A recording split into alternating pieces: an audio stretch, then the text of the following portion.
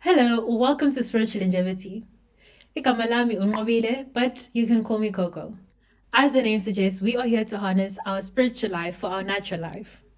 This channel is dedicated to reading and studying the Word of God. Last time I read Genesis 40, and today I am reading Genesis 41. So come along, beloved. Pharaoh's dreams. When 2 full years had passed, Pharaoh had a dream. He was standing by the Nile when out the river there came up 7 cows, sleek and fat, and they had grazed among the reeds.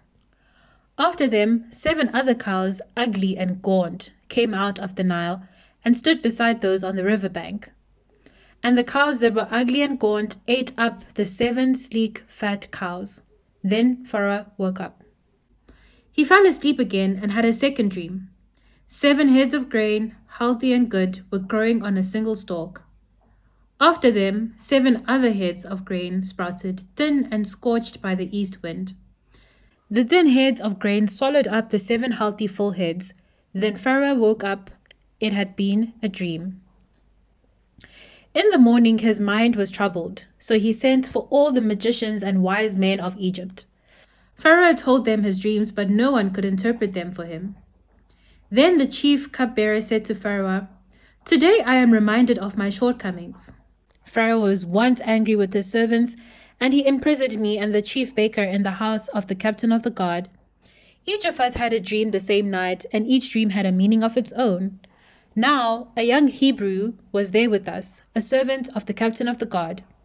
We told him our dreams, and he interpreted them for us, giving each man the interpretation of his dream. And things turned out exactly as he has interpreted them to us. I was restored to my position, and the other man was impaled." So Pharaoh sent for Joseph, and he was quickly brought from the dungeon. When he had shaved and changed his clothes, he came before Pharaoh. Pharaoh said to Joseph, "I had a dream, and no one can interpret it. But I have heard it said of you that when you hear a dream, you can interpret it." "I cannot do it," Joseph replied to Pharaoh, "but God will give Pharaoh the answer he desires." Then Pharaoh said to Joseph, "In my dream I was standing on the bank of the Nile, when out of the river there came up 7 cows, fat and sleek, and they grazed among the reeds. After them 7 other cows came up, scrawny and very ugly, and lean. I had never seen such ugly cows in all the land of Egypt. The lean, ugly cows ate up the 7 fat cows that came up first. But even after they ate them, no one could tell that they had done so, so they looked just as ugly as before. Then I woke up. In my dream, I saw 7 heads of grain, full and good, growing on a single stalk. After them, 7 other heads sprouted, withered and thin and scorched by the east wind. The thin heads of grain swallowed up the 7 good heads. I told this to the magicians, but none of them could explain it to me." Then Joseph said to Pharaoh, "The dreams of Pharaoh are one and the same. God has revealed to Pharaoh what he is about to do. The 7 good cows are 7 years, and the 7 good heads of grain are 7 years. It is one and the same dream. The 7 lean, ugly cows that came up afterward are 7 years, and so are the 7 worthless heads of grain scorched by the east wind. They are 7 years of famine. It is just as I said to Pharaoh. God has shown Pharaoh what he is about to do. 7 years of great abundance are coming throughout the land of Egypt, but 7 years of famine will follow them. Then all the abundance in Egypt will be forgotten, and the famine will ravage the land. The abundance in the land will not be remembered, because the famine that follows it will be so severe. The reason the dream was given to Pharaoh in 2 forms is that the matter has been firmly decided by God, and God will do it soon. And now let Pharaoh look for a discerning and wise man and put him in charge of the land of Egypt. Let Pharaoh appoint commissioners over the land to take 1/5 of the harvest of Egypt during the 7 years of abundance. They should collect all the food of these good years that are coming and store up the grain under the authority of Pharaoh to be kept in the cities for food. This food should be held in reserve for the country, to be used during the 7 years of famine that will come upon Egypt, so that the country may not be ruined by famine." The plan seemed good to Pharaoh, and to all his officials. So Pharaoh asked them, "Can we find anyone like this man, one in whom is the Spirit of God?" Then Pharaoh said to Joseph, "Since God has made all this known to you, there is no one so discerning and wise as you.